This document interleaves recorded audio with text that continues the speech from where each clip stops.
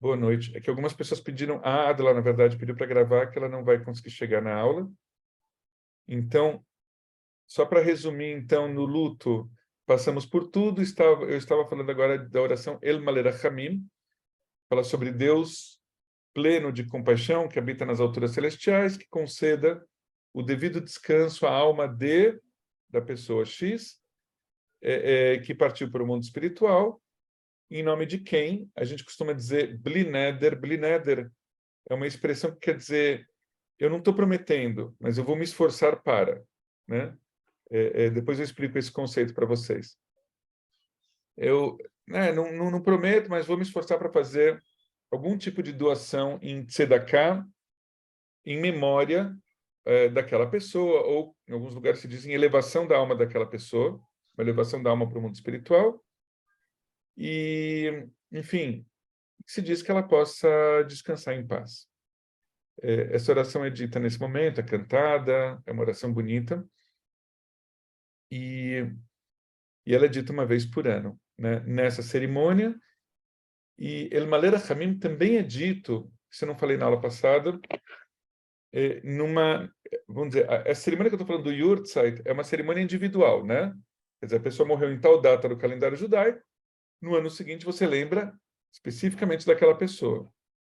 Mas tem um tipo de serviço religioso coletivo chamado de Iskor. Vocês já ouviram falar? Sim.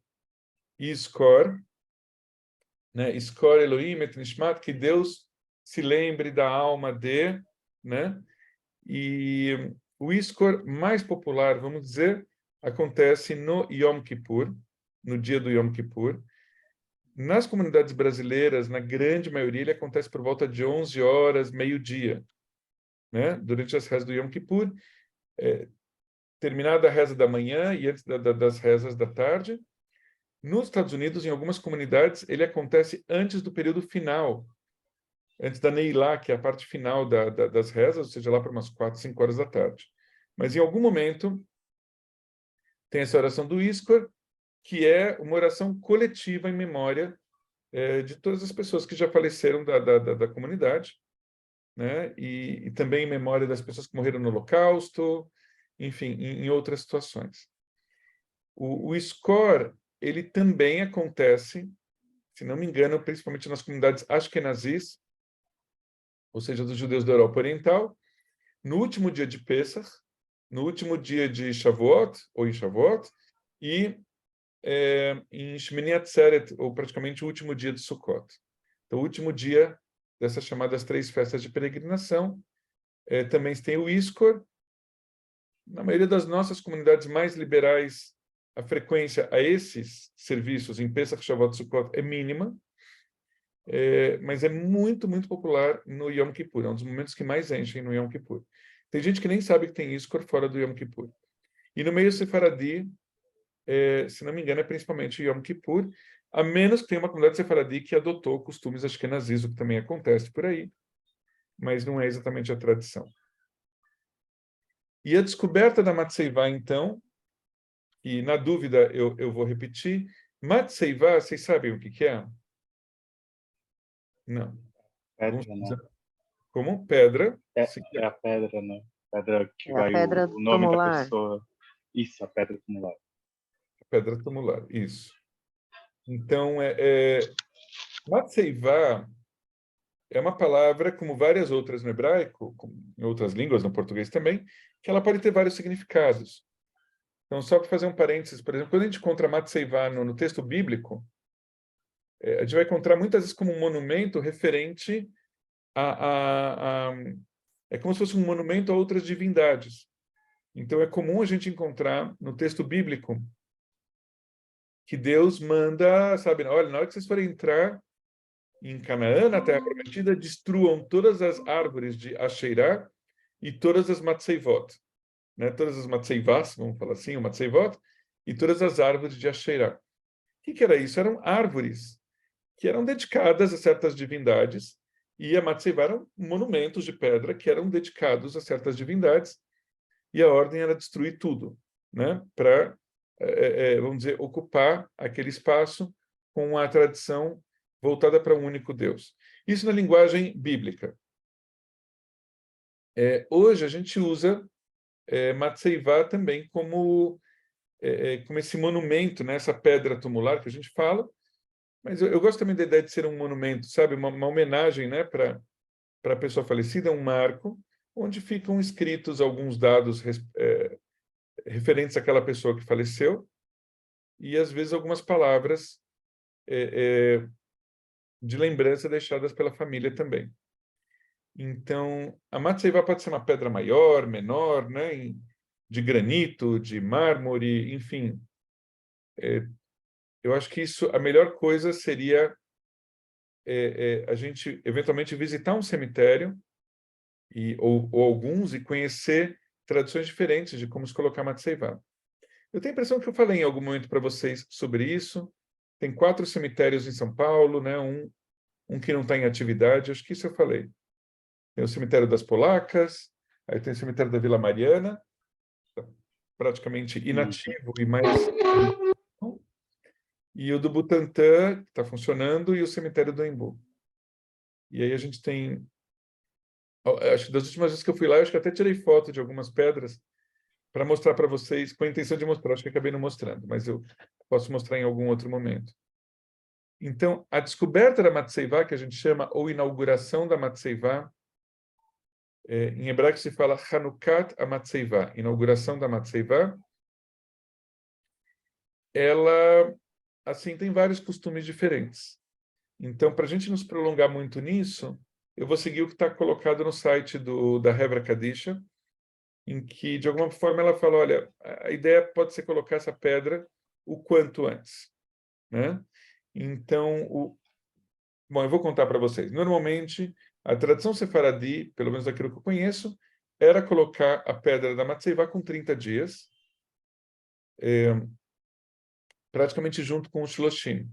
E a tradição Ashkenazi era colocar, ou é colocar com 11 meses. E por que 11 meses e não 12, depois de um ano? Porque a ideia seria colocar, como dizendo que assim, na hora que eu inaugurei a pedra, eu posso sair do luto, porque eu entendo que a alma da pessoa por quem eu estou rezando, para que essa alma se eleve até Deus, ela já se elevou e ela não precisou de 12 meses, que era uma pessoa muito boa e a alma dela era uma alma mais leve, vamos dizer assim. Então, claro que a gente pensa assim, todo mundo depois que morre, de alguma maneira, a gente pensa assim, sabe? Podia ser uma pessoa mais legal, menos legal, mas depois que morreu, vamos pensar, lembrar das coisas boas e que aquela alma se eleve. Agora, nos últimos tempos, a recomendação está sendo, olha, enterre cada vez antes, né? Enterre não, desculpe, coloque a pedra cada vez antes. Então, a orientação que eu estou dando para as pessoas é de colocar cada um de acordo com seus critérios, alguma coisa entre 30 dias e 11 meses. Então, há 1 ou 2 semanas eu fiz a descoberta de uma Matseivá, algumas pessoas falam Matseiva, com 3 meses, mais ou menos, né? E isso se tornou mais usual, mas não era a questão de 10 ou 15 anos atrás. E aí, na descoberta da Matseivá também tem algumas orações, alguns salmos são ditos, e aí chega no final, você tem um pano preto que está colocado sobre a pedra, esse pano é descoberto, né? Quer dizer, você tira o pano, aí a Matseivá é descoberta, não o pano, e aí a minha prática normalmente é ler o que está escrito na pedra, né? Então, em hebraico, pô, nitman, aqui está, enfim, enterrado, ou aqui repousa.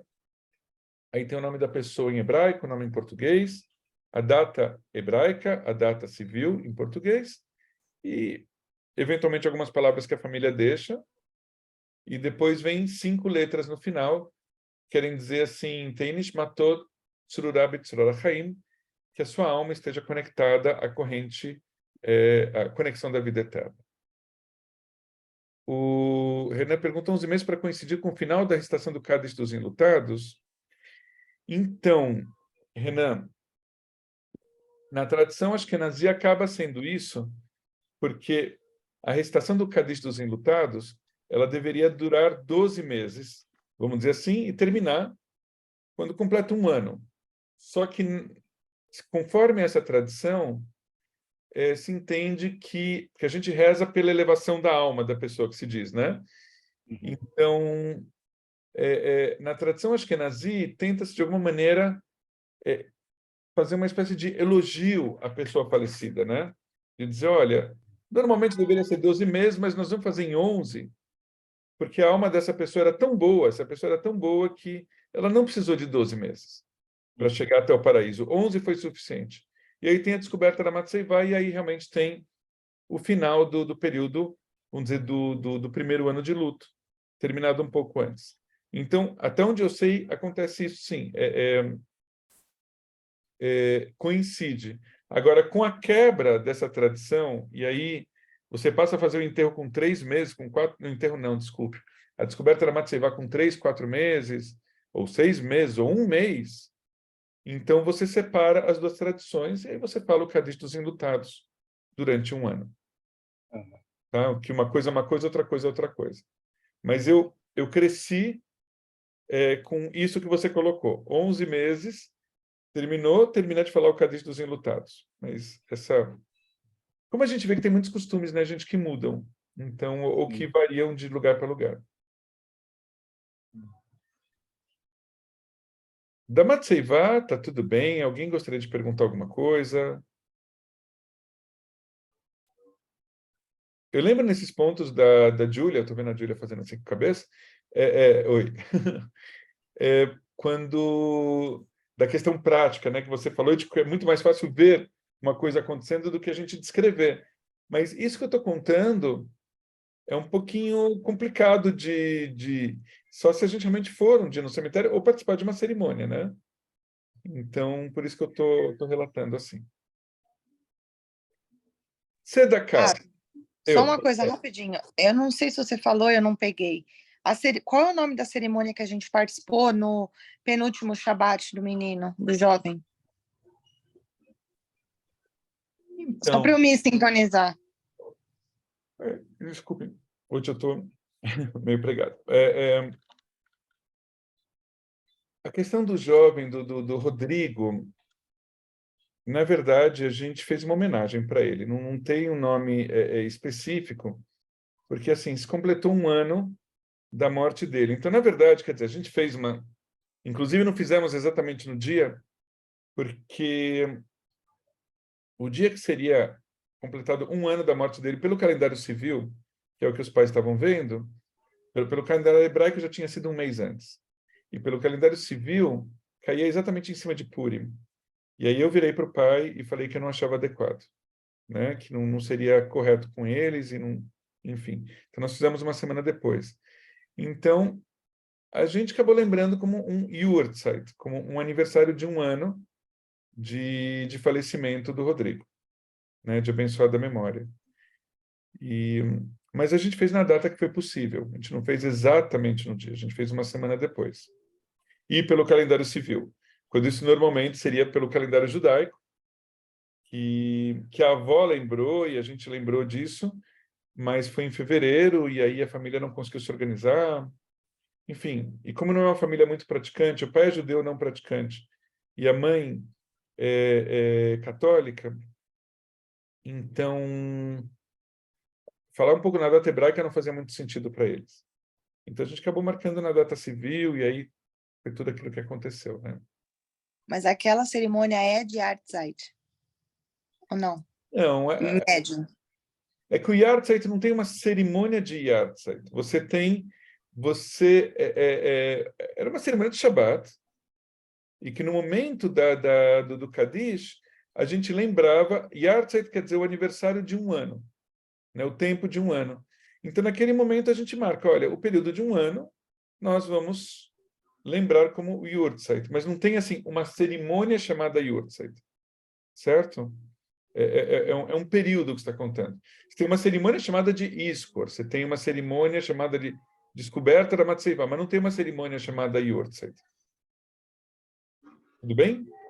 Acho que essa pergunta é boa. Todo mundo entendeu do que eu estava falando? Tem a data tal, eu lembro o Yahrzeit. Olha, estou lembrando hoje, faz um ano que tal pessoa morreu. Olha, no outro ano, faz 2 anos, faz 8 anos. Né? E assim por diante. Tá bom. Eu tenho uma dúvida. Fala, Lilian. Porque, normalmente, o que a gente faz, eu nunca tinha ouvido falar na oração, eu não sei nem se eu pronunciar correto, El Malé Mahamim. El É isso. Malé Rahamim. Deixa eu ver se eu consigo escrever. Eu me atrapalho quando está gravando aqui. Aqui é o chat. Eu Sempre nós... só estou escrevendo. Lembrando que o CH eu estou escrevendo aqui como Deus pleno de compaixão ou de misericórdia, mesma coisa. Porque Tá? o que nós fazemos, geralmente é costume, né? Na família é falar só o Kaddish dos enlutados. E aí eu queria saber se pode, se não pode, se está errado. Porque é um costume, nem sempre os costumes da família estão certos. Estão dentro da... Pode. né? De qualquer Então, família, não da sua sim, necessariamente. sim. Né? Costumes familiares. Olha, Então eu sei que em Iskor a gente fala o nome, mas em Yom Kippur, que é mais comum. Mas eu queria saber, no aniversário de um ano a gente sempre acende a vela, mas não é costume essa oração. a gente faz essa oração na sinagoga, ou quando vai no cemitério. Nem todo lugar o pessoal faz essa oração, El Malé Rahamim, na lembrança de um ano. Eu costumo fazer porque é uma forma um pouco diferente de você marcar para aquela família que aquele momento é especial, né? Porque a gente reza o Kaddish dos enlutados sempre, né? Pelo menos uma vez, normalmente são duas, mas pelo menos uma vez, aí na cerimônia, por exemplo, de Kabbalat Shabbat, ou durante o dia, durante a semana, nas cerimônias da semana. Então, eu tenho esse movimento como dizendo assim, estamos dedicando esse momento de 2, 3, 4 minutos, uma oração especial para aquela família especificamente, para lembrar daquela pessoa, né? Então, mas assim, mesmo em casa, se você vai rezar o Kaddish dos Enlutados, a rigor você precisa ter pelo menos um minyan. Você precisa ter pelo menos 10 pessoas judias para poder rezar o Kaddish dos Enlutados. Eu quero ver, eu continuo com a minha vontade, que eu espero que uma hora consiga, que espero que esse ano, de renovar o Sidur da Betel e colocar uma oração que algumas pessoas chamam de... É uma oração Bimkom Kaddish, ou seja, uma oração no lugar do Kaddish, caso você queira falar uma oração em memória de quem morreu, mas não tenha um minyan para falar. Então, que a gente possa ter uma oração que possa funcionar nesse lugar. E aí tem 2 ou 3 ideias de oração. Eu vi agora no Sidur Reformista Israelense, tem, o Rebbe Zalman Schachter também propôs algo parecido.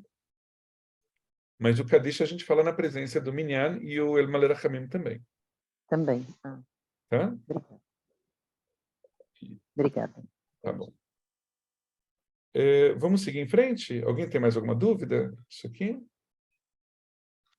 Tá. Tzedakah. Alguém quer comentar sobre Tzedakah? Às vezes eu acho que eu já falei, mas é que eu acho que eu falei para o João Torquato e para o Rafael, que eu estou dando aula na segunda-feira. Então, eu quero dar uma ideia para vocês mais geral sobre Tzedakah, mas eu quero ter assim, uma ideia, se tem alguém que não tem ideia, ou o que acha que deve ser Tzedakah. Alguém quer sugerir alguma coisa?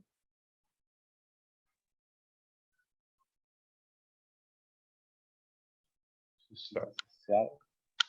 É a doação que você faz. Justiça social. Justiça social. É que assim, o termo aponta para a justiça social porque Tzedakah vem da palavra tzedek, em hebraico é justiça. Tzedakah, eu sempre entendo que é a justiça em direção a alguma coisa ou a algumas pessoas, né? Então aí acaba sendo uma justiça social, porque ela não é para mim, ela é para, vamos dizer, para a sociedade. Mas doação, fala. É também aquilo que você disse, se eu não me engano, foi no sábado passado, que é mais voltado para a ajuda das pessoas necessitadas e não tipo uma tzedakah para a Betel, para reforma. É isso. Eu acho que eu falei em um outro contexto, assim, no sábado, então foi que eu falei. Sim, fala. O Renan quer falar também? Eu ia só comentar. Na verdade, é meio que uma pergunta também, mas Tzedakah tá ligada às leis de auxílio a viúvas, órfãos e pessoas em dificuldades alimentares, por exemplo. Tá lá, que tá ali na Torá, né? Sim. É legal você trazer esse ponto, porque a gente faz essa conexão com o contexto da Torá. A Torá costuma colocar como, vamos dizer, as pessoas mais frágeis, né, de uma Verdade. sociedade, ela costuma dizer a viúva, o órfão e o estrangeiro. Então é muito comum aparecer na Torá, olha, você deve amar o ger no sentido, hoje em dia ger quer dizer a pessoa que se converteu ao judaísmo, mas ger também quer dizer o estrangeiro, né, no texto bíblico. Então a Torá fala, você tem que amar o ger e você tem que proteger, né, o ger, a viúva e o órfão. Então, se a gente for pensar, na leitura da Torá, vamos dizer, uma mulher viúva, ela era, ainda hoje, muitas vezes, a mulher viúva está numa situação de muita fragilidade em determinados segmentos de uma sociedade, ou dependendo da cultura da sociedade. Mas na antiguidade, a ideia é que assim, a mulher não trabalhava, então a mulher cuidava da casa, dos filhos e do marido, e se o marido morre e ela fica viúva, essa mulher não tem do que sobreviver. Então ela precisa sobreviver da sociedade, que a sociedade possa mantê-la. Praticamente a mesma coisa o órfão, pensando no órfão como uma criança, não um órfão adulto, né? Vai viver do quê? Uhum. E o estrangeiro é aquele sujeito que não conhece a cultura do lugar, muitas vezes não consegue um emprego, muitas vezes não consegue se colocar, não conhece a língua, não conhece os costumes, e é uma figura também fragilizada naquela sociedade. Então, acho que alguns de vocês, acredito, né, já escutei de vários de vocês de morarem fora, de algumas coisas assim. Poxa, eu não sei, eu tive algumas vezes essa experiência. No começo é barra pesada, você ser um estrangeiro que você não conhece a língua, não conhece a cultura, não sabe como ir no banco, não sabe as ruas, enfim, é complicado, né? Você não sabe os produtos. Eu lembro que eu entrava no supermercado em Israel, que eu achava que eu conhecia um pouquinho, e mesmo hoje é capaz de acontecer isso, depois de alguns anos que eu não vou, e você não sabe o que comprar, porque você não conhece os produtos que estão na tua frente, as marcas e o que tem aqui lá dentro. Leva um tempo para você se familiarizar. Então, essas categorias, eu entendo que são mais categorias, né, Renan? Quando eu falo da órfã, do órfão, da viúva e do estrangeiro, eu estou falando, gente, precisamos cuidar dos setores mais frágeis da nossa sociedade. E aí entra a Tzedakah, como foi colocado, e aí entra o que a Ju estava falando, que é uma ajuda material, necessariamente uma ajuda material para pessoas que estão carentes, que têm necessidades materiais para comer, para beber, para se vestir, para onde morar e assim por diante, né? Condições minimamente dignas de sobrevivência. Então, e aí eu estava comentando que existe um erro comum, não só na Betel, eu via isso na CIP, eu vi isso em tudo que é comunidade que eu já passei. As pessoas, quando vão falar em doação, elas usam o termo tzedakah de forma generalizada. Então, também não vamos ficar brigando por isso com as pessoas, mas se virar a secretária da Betel e falar assim, olha, Ju, né, você tal coisa, você não gostaria de fazer uma tzedakah para a Betel? Uma tzedakah para o Kiddush? Gente, não é uma tzedakah. Né? Porque quem está lá indo comer o Kiddush não está passando necessidade necessariamente. Né? Então, eu estou ajudando a comunidade a funcionar melhor, de ser um jeito mais gostoso, a manter a comunidade. Então, eu particularmente entendo que o melhor termo seria, a gente falar em português, uma doação, uma contribuição, ou se quiser usar em hebraico, uma trumá, que em hebraico significa literalmente doar. Em hebraico moderno, inclusive. Geralmente, quando se fala dos doadores para uma instituição, os mantenedores de uma sinagoga, geralmente se fala os tormim. Os tormim, ou tormot, feminino, são aqueles que que doam, né? Que fazem trumot, certo? Então, tzedakah, como eu posso cumprir essa mitzvah? Acho que o Renan falou alguma coisa também nesse sentido. Eu posso doar diretamente para uma pessoa que precisa, ou eu posso doar para uma instituição que, por sua vez, distribui para as pessoas que precisam, né, aquilo que ela recebe. Então, a gente vai ter vários níveis de tzedakah. Eu não quero, assim, para efeitos de Beit Din, eu gostaria que vocês entendessem isso, que fazer uma tzedakah é eu poder ajudar, no final das contas, materialmente, pessoas que estão passando por dificuldades. E por mais dificuldades ou menos dificuldades, mas estão passando por dificuldades de ordem material, né? Podem ser remédios. Remédio em que situação? A pessoa não está com dinheiro para comprar o remédio, ou para fazer exames. Então, você ajudar com dinheiro para uma pessoa poder fazer exames ou tomar certos remédios é tzedakah. Você comprar comida, você comprar roupa, tudo isso é tzedakah. E o Maimônides, um sábio do século XII, vai dizer que o nível mais alto de tzedakah eu vou falar o penúltimo e último nível, tá? Ele fala de 8 níveis. O penúltimo nível é o doar para alguém que eu não sei para quem eu estou doando, e a pessoa que está recebendo não sabe de quem ela está recebendo. Ou seja, você doa através de uma instituição, certo? E o modo mais elevado seria não doar alguma coisa diretamente, mas você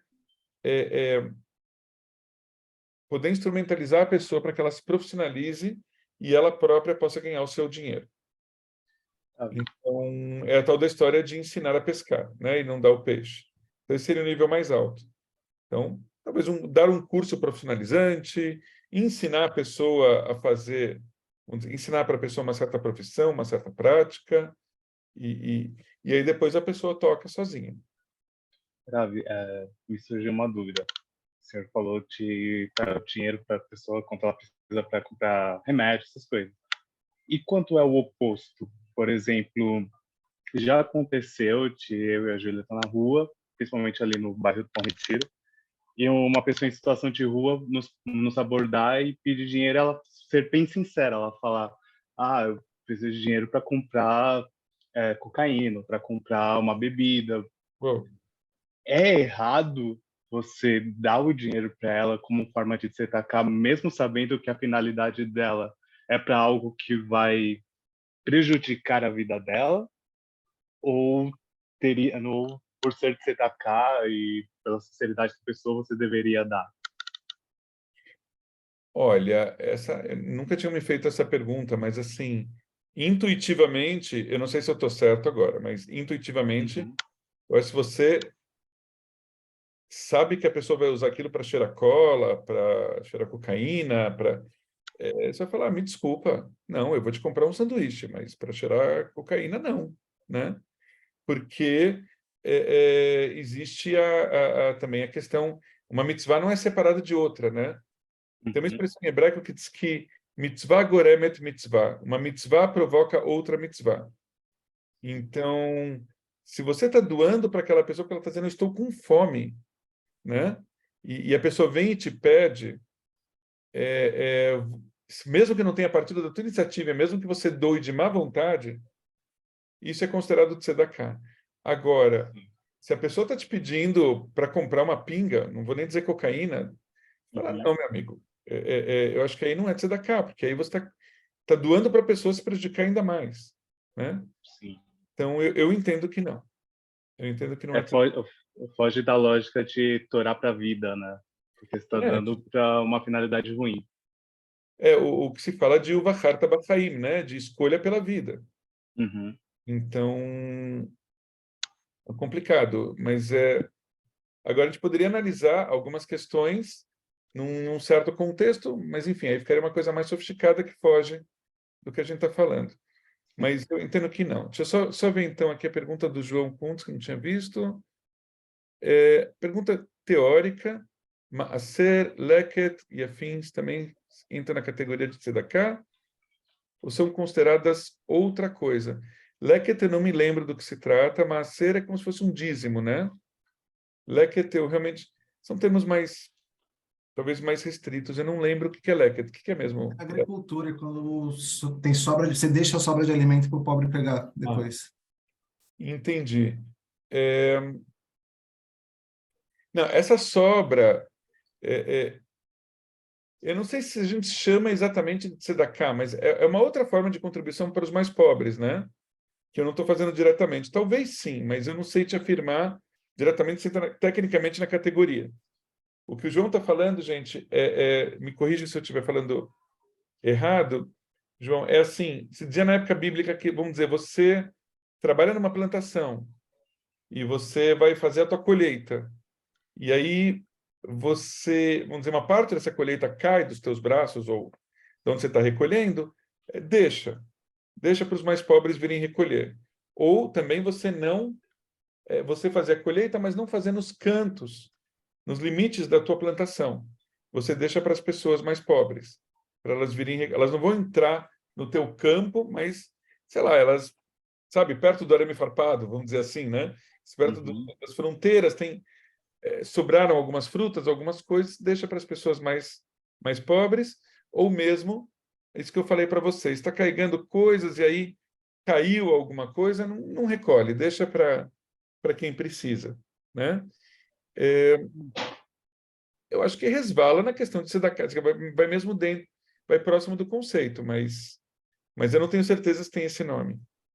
E maaser me soa uma coisa mais ligada a impostos, né? De você pagar. Maaser vem da palavra Esser, em hebraico, que é 10. Maaser é o que a gente vai conhecer como dízimo, né? No final das contas, que vem sim da tradição judaica, mas não é tão usado hoje na maioria das comunidades, né? Acabou sendo um termo mais usado muitas vezes em igrejas e tudo isso. Mas eu praticamente entendo que não. Eu não sou perito nesses termos, mas eu entendo que não entra no campo de tzedakah. Leket talvez tenha mais a ver, né? Porque afinal de contas está ajudando pessoas que estão precisando. Vamos seguir um pouquinho mais então? Gente, essa questão que o João trouxe é bacana, o Renan, mas assim, gostaria só que vocês entendessem, que a gente conseguisse separar um pouquinho do que, para efeitos daqueles que forem participar de um Beit Din, é o mais importante, e outras coisas menos. Não é que elas sejam menos importantes, mas vocês não fiquem, ai meu Deus, agora eu preciso saber o que é maaser, e quando, né? Não tem necessidade. É possível que até pessoas que vão fazer parte do Beit Din não tenham muito boa noção também sobre isso. Então, a gente precisa saber as questões principais que funcionam dentro da comunidade. Tá bom? Posso seguir adiante, então? A gente está revisando, muita coisa que a gente está revisando, né? Então não preciso ficar entrando em todos os detalhes. Como funciona o Luar? Vocês sabem, o Luar é o calendário judaico. Falamos sobre isso. Alguém tem alguma dúvida? Não tenham vergonha, gente, de falar se alguém tiver alguma dúvida, tá? Tá, então eu vou seguir em frente. Só vou dizer assim, o Luar, ele funciona, vamos dizer, os meses judaicos, eles funcionam na base lunar, ou seja, e o ano na base, vamos chamar, lunisolar, né? Quer dizer, uma combinação dos ciclos da lua e do ciclo do sol. Mas os meses judaicos, eles são lunares. Então, hoje acho que é dia o quê? 3 a gente está no início do mês de Nissan. Hã? Hoje é 2. Hoje é 2. Estamos bem no início do mês de Nissan. Então, se a gente for olhar para o céu, a gente vai ver a lua nova. Nunca um mês judaico vai estar na lua cheia. Ele vai estar sempre na lua nova. Então, assim, o meio do mês é sempre lua cheia. Então, Pessach, quando vocês forem ver, sempre Pessach é sempre lua cheia, né? Assim como Purim também foi na lua cheia. Então, bom, então a gente tem o Luar. Estamos no ano 5.783. Desde quando? Segundo a tradição judaica. Criação do homem. Criação do homem. A criação do homem, ou do ser humano, ou a criação do mundo. Algumas pessoas vão dizer uma coisa ou outra. Aqui eu sempre brinco que, se for olhar pela tradição, a diferença entre a criação do mundo e a criação do ser humano é de 6 dias, né?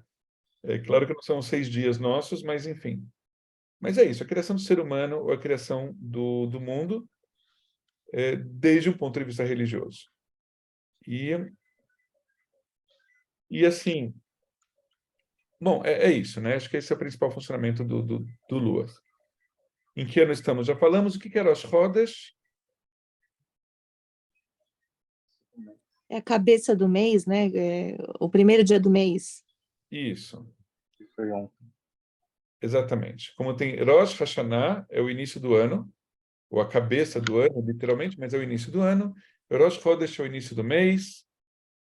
Tem uma curiosidade, tá? Os meses judaicos, eles não têm 30 ou 31 dias, eles costumam ter 29 ou 30 dias. E quando eles têm 30 dias, o 30º dia do mês que está terminando e o primeiro do mês que está começando são chamados de Rosh Chodesh. Quando o mês tem 29 dias, aí é só o primeiro dia do mês seguinte, que é Rosh Chodesh. Então, quando tem esse mês que é chamado do mês completo, mês de 30 dias, acaba tendo 2 dias de Rosh Chodesh. Alguém ia falar, o Renan? Não, só tô... É só uma curiosidade. Outra coisa que vocês podem pensar em termos de marcar o Rosh Chodesh é olhar no Facebook ou no Instagram quando as mulheres do Kotel, as Nashot HaKotel, vão tentar ler na Torá, no Muro das Lamentações. Porque elas sempre fazem isso em Rosh Chodesh, que é um feriado que se lê na Torá, e como é tido como um feriado ligado às mulheres, né, o Rosh Chodesh, talvez aí uma relação com a lua, uma relação com o ciclo menstrual, né, que pelo menos não necessariamente, mas num sentido mais geral teria um prazo aproximadamente, né, daí 28 dias, 30 dias e tal. Eu sei que tem variações, mas acaba tendo essa relação com as mulheres, ou tem um midrash que vai dizer que as mulheres, por terem se recusado a adorar o bezerro de ouro, ou doado as suas peças em ouro para a construção do santuário, né, do Mishkan, elas teriam ganhado de Deus, então, esse feriado, que é o do Rosh Chodesh. Então, são algumas, mas, assim, são lendas, são histórias, mas é o primeiro dia do mês. Purim. Acabamos de ter a festa de Purim, então imagino que vocês saibam aqui os principais elementos, né? O livro de Esther, ela acontece no mês de Adar, também lá 13, 14 de Adar, quer dizer, quase no meio do mês. Mais ou menos agora fevereiro, março, né, pelo nosso calendário. Eu acho que as principais mitzvot e costumes vocês lembram: escutar a leitura da Megillah, ter uma refeição festiva, trocar presentes, né, de coisas, de comidas gostosas com os amigos, e poder também fazer doação de alimentos para as pessoas carentes. Que horas são? Tá. Gente, hoje eu vou pedir um favor da gente não passar do horário, no máximo das 9h30, porque a gente tem aqui um escritório em casa que acaba servindo de dormitório para minha sogra, que está aqui. Então, ela está esperando eu terminar a aula para ela poder arrumar as coisas dela e dormir. Então, eu não gostaria de terminar 10 horas, 10 e pouco, que vai ser um desrespeito com ela. Quando estamos sozinhos é outra coisa. Bom. Yamim Noraim. Deixa eu ver se estamos aqui. Não, tem outras festas. Vamos voltar aqui, desculpa. Então, eu vou seguindo aqui. Eu comecei com Purim. Festas de peregrinação nós já falamos, né? Pesach, Shavuot e Sukkot. Então, a gente falou faz muito tempo sobre, vamos dizer, de detalhes, né, sobre Pesach. Imagino que a gente falou. Se não falou, vocês me corrijam. Mas eu espero... Eu acho que falamos faz um tempo já. Gente, também dizer para vocês, assim, a gente vai ter agora a comemoração de Pesach, né, na Betel. Eu sei que é pago e eu sei que é bem pago. Esses valores não foram determinados por mim, são valores que foram calculados pensando no número de pessoas que se imagina que virão para o Seder, dividido pelo custo do Seder. Basicamente é isso. Então, é claro que eu gostaria muito que vocês viessem, e está aberto para vocês virem.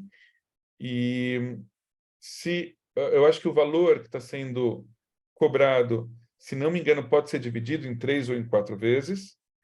E se mesmo assim houver alguma dificuldade, aí em particular, vocês conversem comigo e eu posso levar para a diretoria, ver o que é possível de fazer. Tá bom? E também podem celebrar a Pesach na casa de vocês ou de outras maneiras, mas eu acho que seria uma oportunidade bacana da gente fazer juntos em comunidade. Então, Pesach, geralmente, no nosso calendário, o calendário que eu digo nosso, o civil, é mais ou menos em abril, geralmente em abril. No calendário judaico, é no mês de Nissan, no meio do mês, né, noite do dia 14 para o dia 15, e vai até o dia 21, 22 de Nissan, ou seja, dura de 7 a 8 dias. Quando eu digo que dura de 7 a 8 dias, eu estou dizendo que em Israel dura 7 dias, fora de Israel 8, e nas comunidades reformistas ou liberais dura 7, como em Israel. Quais são os principais mitzvot e costumes relacionados à festa? Deixar de comer comidas fermentadas. Sim. Como que chama o termo para Hametz. Hametz? Amém. Muito bem, Hametz. Tem esse tz no final. Hametz e... É a Haggadah. Mas só para tocar assim, tem o Hametz. Tá. Qual é a contrapartida ao Hametz? É comer a Matzah. matzah. Hametz ou matzah são, né, duas palavras. Hametz são comidas fermentadas. Só explicar, gente, que não é qualquer comida fermentada que é proibida. Por exemplo, o vinho é fermentado, mas é fermentação de uva. E o hametz que a gente está falando é fermentação de cereais, de determinados tipos de cereais, inclusive. Né? Então, depois eu vou dizer para vocês algumas coisas gostosas. Quer dizer, posso dizer agora que a gente pode comer em Pesach, como tapioca, como pão de queijo, que é feito de polvilho e não tem nenhum problema. Chama pão de queijo, mas não é pão, no sentido de não vai trigo, a menos que alguém faça com isso, mas não é essa a ideia. Então, hametz tem a ver com fermentação de comidas à base de trigo, de cevada, de espelta, e são 5, 6 tipos de cereais. E a matzah, aí o pessoal fala, mas matzah é feita de trigo. Só que não fermenta. É porque ela é feita de uma forma, só com farinha e água, e ela é assada, né? Não tem um tempo limite. Por poucos minutos, né? Por 7, 8 minutos, algo assim. Eu acho que pode chegar até 18 minutos, se não me engano, mas é rápido. E o ano passado eu participei de uma atividade, teve um pessoal que estava fazendo matzot na hebraica, uma atividade para crianças. Então é bem isso que o Renan falou, era 7, 8 minutos, e acho que até menos. Né? E estavam fazendo matzot artesanais. Fala, Paola. Ravi, eu não entendi muito bem qual que é o período em que a gente fica sem consumir os alimentos fermentados? É durante todo o período de Pesach ou é antes também? Não, durante todo o período de Pesach. Durante todo o período de Pesach. Antes, você tem assim, um dia antes, você tem... existe um jejum, chamado jejum dos primogênitos, né? Que vai lembrar o fato vai lembrar a 10ª praga do Egito, que morreram os primogênitos egípcios e que os primogênitos judeus, vamos dizer, israelitas, foram salvos, né? Então, existe essa prática de um jejum aí de 12 horas aproximadamente. Não é todo mundo que faz, tem o jejum dos primogênitos. E tem essa questão... Como? Eu achei que o senhor ia falar da procura do Hametz. Você tem uma preparação, mas antes de falar da procura do Hametz, voltando aqui um pouquinho para a pergunta da Paola, existem alguns costumes de você ir fazendo essa transição daquilo que você está comendo, né?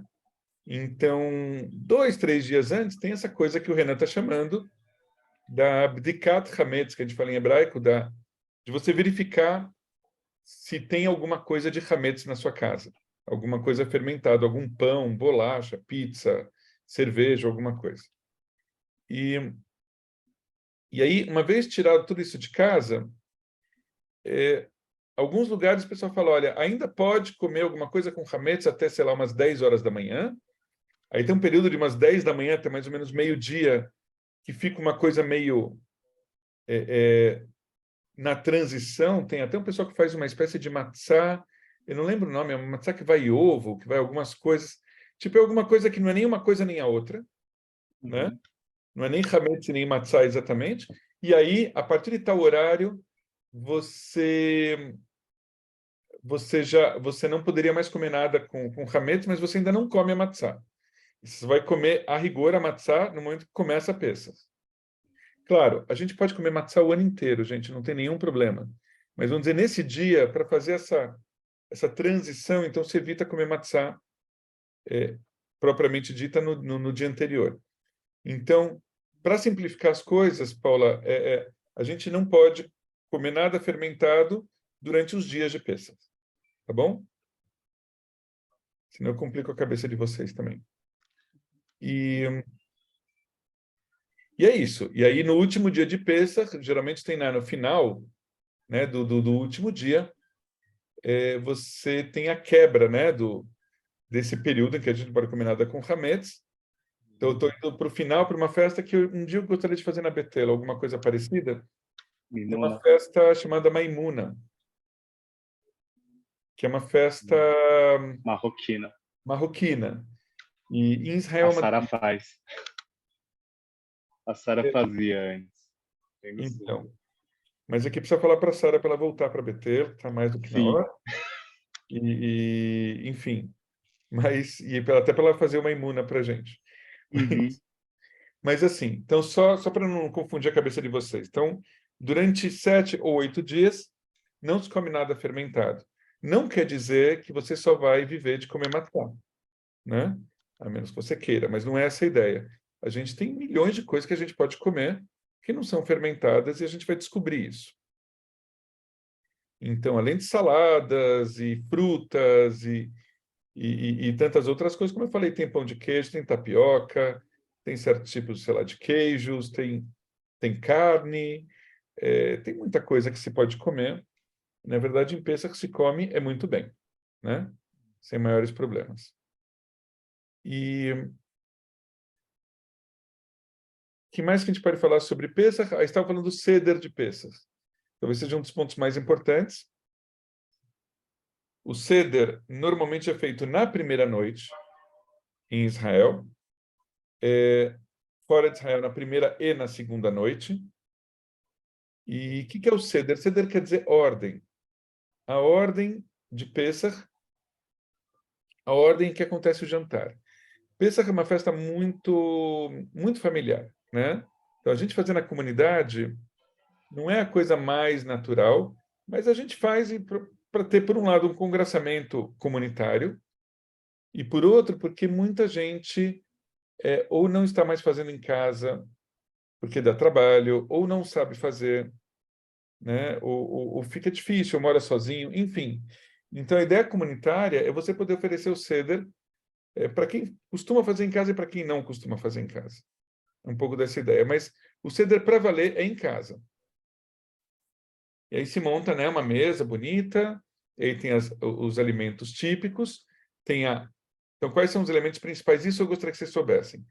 A palavra Seder de Pessach, que é essa noite, que não é só um jantar de Pessach, mas o jantar faz parte. Você usa a Haggadah de Pessach, que vem do verbo lehagid em hebraico, que é contar, é o relato de Pessach. Esse relato ele vem lá em 15 passos, né, que alternam orações, alternam 4 momentos de se beber vinho, alternam comer alimentos simbólicos, alternam debates rabínicos sobre várias questões, alternam canções. Então, o Seder de Pessach, a gente segue como mapa a Haggadah de Pessach. A gente vai lendo junto a Haggadah de Pessach, vai lendo, vai cantando. Eu acho que eu já falei para vocês na época que se a gente fosse seguir o serviço a rigor, é um serviço para demorar umas 3 horas ou mais. Né? 3 ou 4 horas. Sendo comunitário, vai ter criança, muita gente não tem paciência e tal, a gente fez uma Haggadah comunitária muito mais curta, só com as músicas principais, as orações principais, as rezas principais e um ou outro texto de reflexão. Então, a minha ideia é que ela dure no máximo 2 horas, né? Que a gente, incluindo o jantar. Vamos ver como é que vai ser. Então, eu estou imaginando alguma coisa que vai das 7 até umas 9 da noite, né? E não das 7 até as 2 horas da manhã. Eu tive uma vez na casa de um rabino, professor meu, a gente começou, acho que era umas 7h30 da noite. Gente, era 00:30, eu caindo de sono. E o cara não tinha terminado ainda. Mas foi um exercício mesmo. A gente pegou para fazer do começo ao final, e não só com as discussões tradicionais, mas as discussões de um rabino reformista que conta histórias e puxa daqui, traz outras coisas. Então foi bem puxado. E ainda tive que voltar de carro, era nas... Um minutinho.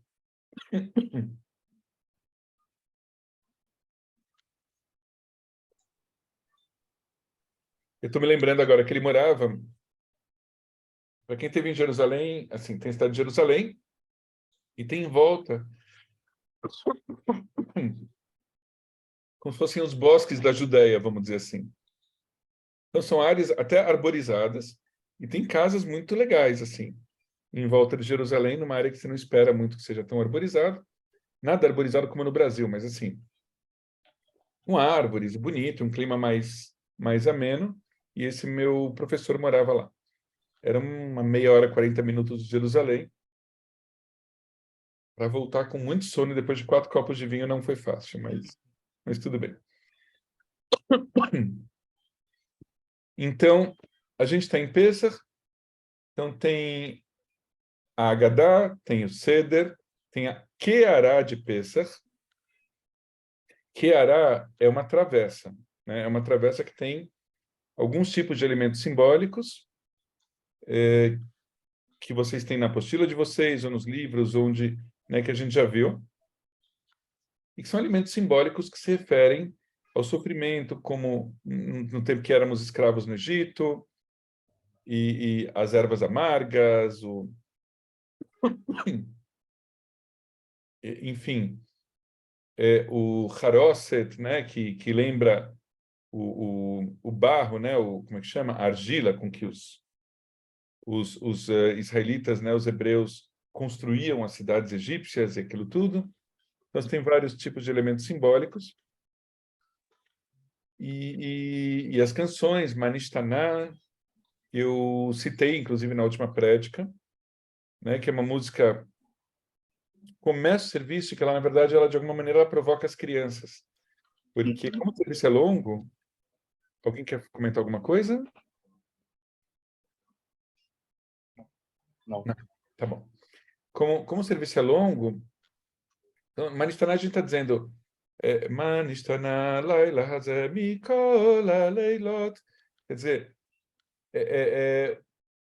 no que é diferente essa noite de todas as outras noites? Eles falam, em todas as outras noites, a gente pode comer hametz, o matzah, e nessa noite só matzah, por exemplo. Né?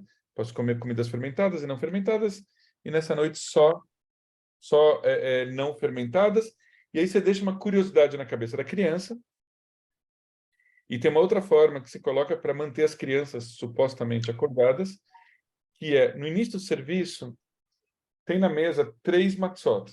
Matzot é o plural de matzah, tá? Não é matzahs. 3 matzot. E você pega a matzah do meio, você quebra ela mais ou menos na metade, você deixa um pedaço um pouco maior, outro um pouco menor, E esse um pouco maior, você enrola num guardanapo e esconde. É bem uma brincadeira mesmo. Você esconde, e esse é o afikoman. Afikoman parece que vem de uma palavra grega antiga que quer dizer sobremesa. Então, a ideia é essa.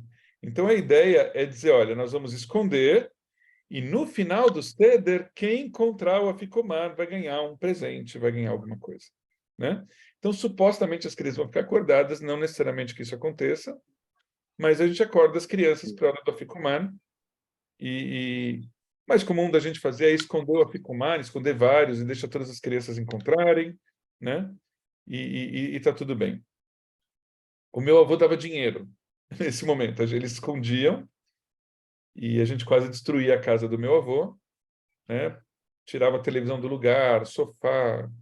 E às vezes ele colocava de um modo muito tranquilo e morriam de rir que a gente estava revirando a casa deles, à procura do afikoman. Mas o afikoman ele vai ser comido realmente só no final, e depois de comer o afikoman, em tese não se comeria mais nada, né? Que é bem essa ideia da última refeição, aí tem bênçãos de gratidão pela refeição. Mas deixa eu voltar para o começo da festa. Tem orações como Manistaná, tem uma oração que é Avadim Ha'inu, que a gente canta Avadim Ha'inu, Ha'inu, Ata Benechorin, Benechorin. É só essa letra que está dizendo, fomos escravos, hoje somos pessoas livres. E aí vão tendo uma série de canções, mais fáceis, mais difíceis de se pegar. A ideia é que sejam fáceis para que todo mundo acompanhe. E aí tem o jantar, no meio da história.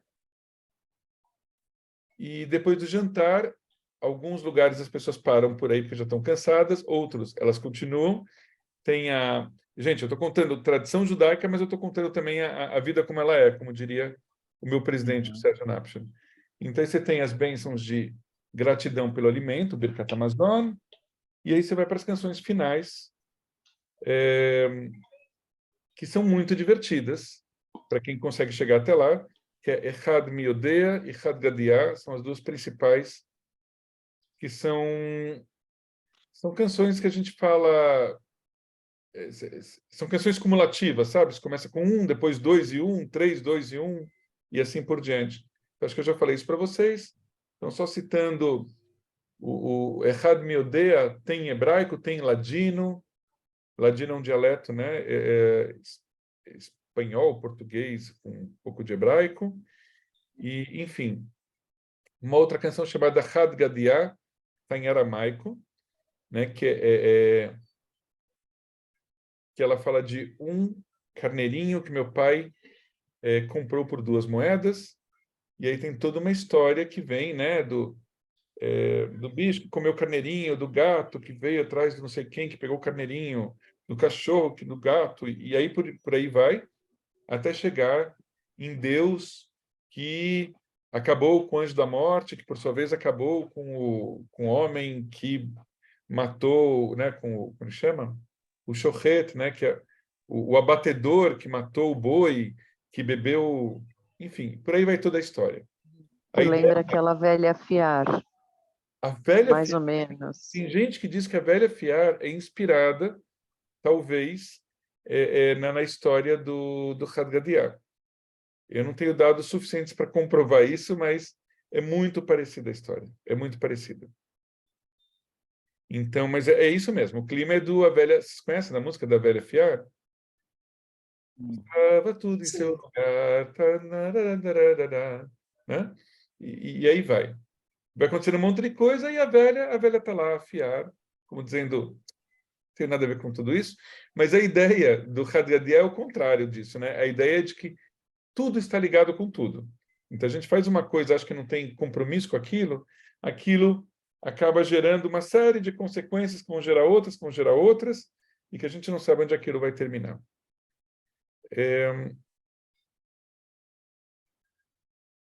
Então, tem outros elementos ligados a Pesach, por exemplo, das Megilot, né, a Megillat de Esther, e em Pesach também é a festa da primavera.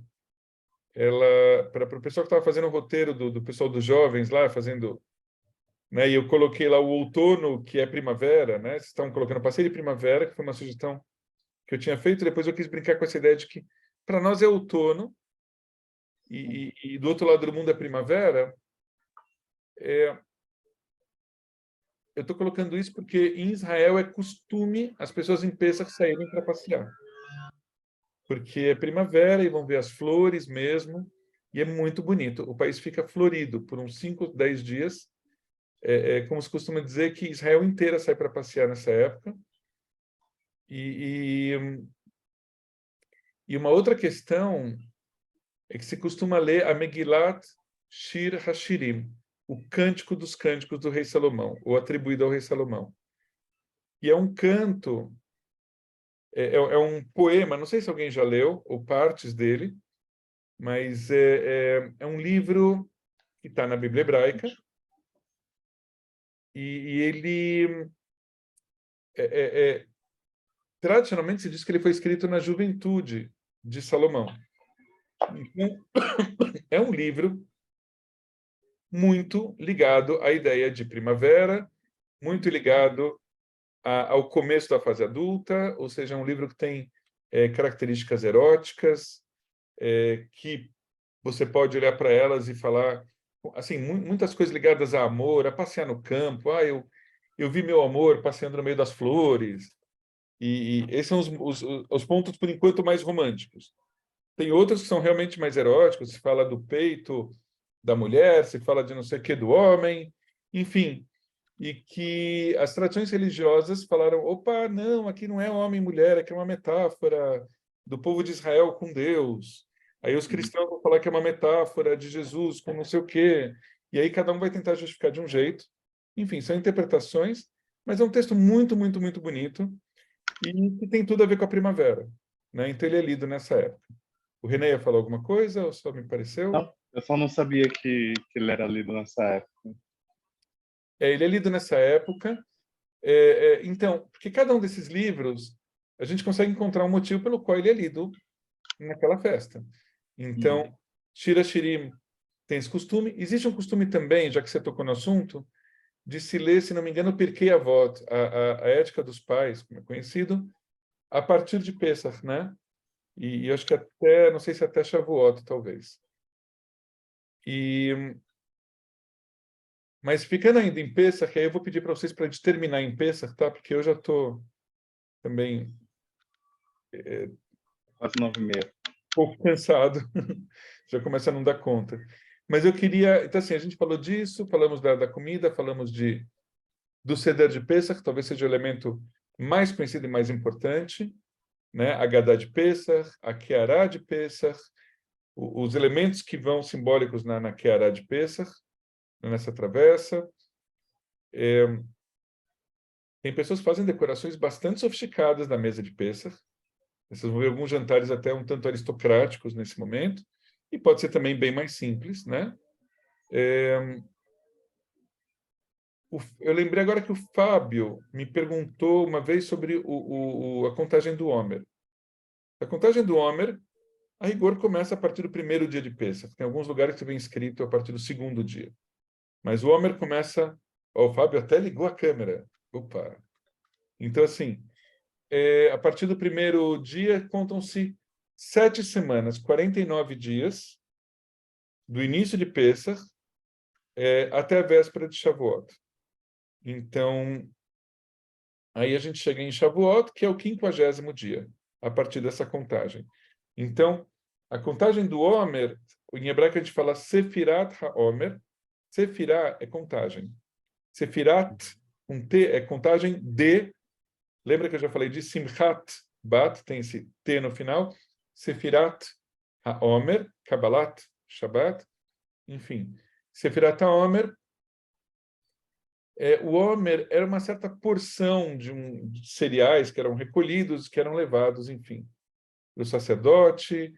Você tinha você começa a se encaminhar em direção à colheita de cereais, né? Na festa de Shavuot, no verão. Então, tem essa questão bem agrícola, mas a contagem do Homer foi ganhando outros significados. Então tem um significado místico, cabalista, em que cada dia e cada semana tem uma relação. São 7 semanas, e cada semana de 7 dias. E aí os cabalistas de Tzfat, de Safed, lá pelo século, sei lá, 16, 17, Safed fica no norte de Israel, né, perto da lugar muito bonito, com vista para o mar, enfim, mas um lugar muito místico. E eles relacionaram essas 7 semanas e os dias de cada semana com as chamadas 7 Sefirot, são 7, como eu vou falar, emanações espirituais de Deus. Tem uma ideia como se fosse uma espécie de mapa da cabeça de Deus. Em inglês se fala Godhead, literalmente. Como se fosse a mente de Deus. Não sei se vocês já viram, parece tem um gráfico, né? Que é feito com, praticamente vem 3 colunas, assim, com umas bolinhas, e aí cada uma delas representa uma sefirá, uma emanação divina, uma característica de Deus, e as 3 mais altas, Keter, Binah e Chokhmah, a gente sabe alguma coisa delas, mas não chega ao alcance humano, dizem os místicos. E os 7 níveis mais baixos, que mesmo assim são super elevados, a gente poderia ter, de alguma maneira, a energia dessas sefirot, dessas emanações, chegariam ao ser humano. E cada uma delas tem uma característica. Por exemplo, Chesed quer dizer compaixão, amor, Gvurá quer dizer vigor, coragem, bravura, mas também quer dizer, como é que chama? Me fugiu a palavra agora. Controle, né? Limite e disciplina. A palavra que estava me faltando era disciplina. Enfim, as sefirot, elas vão meio que se equilibrando e de alguma maneira, ao conhecê-las, a gente busca aplicar isso também na nossa vida, para que a gente possa ter uma vida equilibrada também. Então, cada dia da contagem do Homer é um dia que está ligado vamos dizer, a primeira semana, o primeiro dia da primeira semana, você vai ter a sefirá, sei lá, X de X, de Y, né? Porque você tem a sefirá da semana combinada com a sefirá do dia. E aí cada dia você vai contando e elas vão tendo características diferentes. E a gente vai se combinando dessa forma. E aí você vai ter nessa contagem do Homer a cada dia até, se não me engano, começa com a sefirá ligada mais à questão realmente eu precisaria ver. Agora eu estou cansado para lembrar, eu não quero trocar as coisas e deixar vocês confusos. Fala, Fábio. Eu comecei a frequentar Betel na contagem do Homer. E o Márcio, eu gosto muito da voz dele, do jeito que ele canta. E aí, quando ele começou a cantar, assim, foi uma música que me marcou muito. Então, eu não esqueço, ficou na minha memória afetiva. Porque eu estava muito feliz no dia, e aí ele estava cantando essa música. Foi bem legal. Qual que ele cantava? Aquela... Ineni Muhanum Zuma. Não? Não? Eu vou aterrorizar vocês com a minha voz e meu hebraico horrível. Sefirat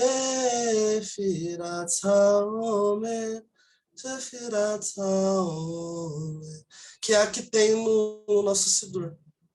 Sim. Não, eu sei, é que eu estava contando o começo da música e você não aterrorizou, você até que foi bem. É que eu fui direto no refrão. Mas eu já sei do que está cantando e, enfim, é porque tem uma melodia inicial que ela fala: eis que eu estou pronto e preparado para fazer a contagem do Homer, né? E aí vem a contagem propriamente dita. Todo dia, toda noite, né? A gente conta à noite. Aí você fala do dia tal que corresponde a, sei lá, 1 semana e 3 dias, mas são 10 dias do Homer, e aí você vai contando. Tem várias mensagens chegando aqui, eu desconfio que seja...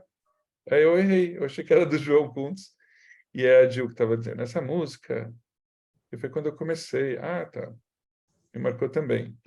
Então, depois a gente pode ver isso, e a partir de Pesach vai começar, né, a contagem do Homer. E, bom, mas bacana, legal que isso marcou vocês. E que mais? Então, a gente tem essa contagem. Esse período é um período de semiluto na tradição judaica. principalmente até o 33º dia dos 49. Então, são 49 dias, fácil de lembrar, 7 vezes 7, né? 7 semanas com 7 dias, o 50º dia é Shavuot. Esse período tem 2 motivos que eu me lembro principais pelos quais ele é tido como um período de meio de semi-luto, né? Um deles é mais antigo, se diz de uma praga que atingiu os discípulos de Rabi Akiva, na época do Talmud, e os rabinos atribuem isso, para variar, a ideia de ódio gratuito, né? Sinat Hinam, a gente diz em hebraico. Então, enfim, e aí no 33º dia do Omer, por um... tem outras questões, eu acabei de lembrar mais uma. Então, por um milagre, como é dito, essa praga cessou no 33º dia do Omer. Então, nesses primeiros dias, não se tem a prática de se fazer, para marcar casamentos e coisas muito festivas, porque é um período tido como de luto. Nas comunidades liberais... Hã? Eu tinha aprendido que não cortava o cabelo, a unha, a barba, também durante esses 3 dias. O pessoal ortodoxo costuma fazer isso, né? Você tem algumas regras do luto que são respeitadas nesse ponto, por exemplo, não cortar o cabelo, não fazer a barba, não sei o quê. Mas eu vejo algumas pessoas do meio massorti fazendo isso, não todas. Eu lembro do Rabino Michel da CIP fazendo isso e deixando a barba crescer e tal, mas não é uma prática muito corrente nas comunidades liberais. Então, assim, não quer dizer, Renan, vamos dizer que se você resolver fazer isso, é um direito seu, né? Por exemplo, mas assim, você não está obrigado a fazer isso, pelo menos a partir do ponto de vista da nossa comunidade. Mas é uma prática em outras comunidades, sim, como meio sinal de luto. E não ter as festas, né? Quer dizer, casamento e tal, não se costuma marcar nessa época.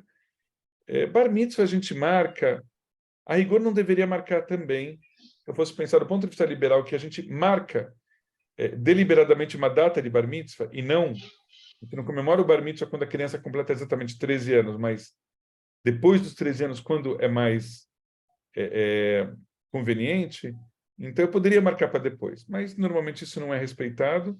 Casamentos ainda se evita, e é muito comum você marcar casamento na 33ª noite, né, que a gente chama de Lag BaOmer. Eu não vou falar de Lag BaOmer hoje, embora está aqui no texto, mas Lag BaOmer já seria um dia bem festivo, e aí é muito comum ter casamentos de Lag BaOmer para frente. Tem lugares que o pessoal só casa em Lag BaOmer e depois vão esperar terminar toda a contagem do Omer e vão deixar passar a Shavuot para voltarem a se casar, vamos dizer assim. Mas outros lugares, a partir do 33º dia, isso é o que eu costumo fazer, já daria para marcar um casamento. E tem a questão também, da morte do... Mas aí tem a ver mais com Lag BaOmer, a morte do Rabino Shimon Bar Yochai. Na verdade, se comemora, né? Como é que se fala? Tem um termo para isso, que me fugiu agora. É um termo mais sefaradi, né? Que fala da lembrança da morte de Shimon Bar Yochai. Mas isso fica para Lag BaOmer.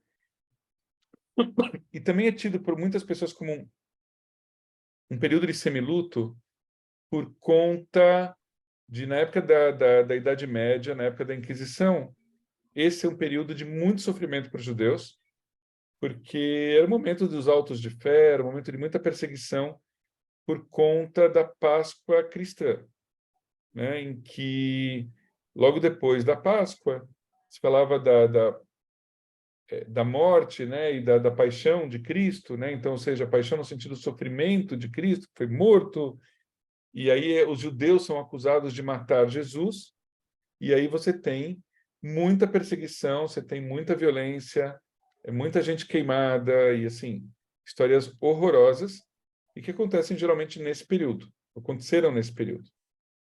Eu não sei se alguém leu o livro A Última... Como que é?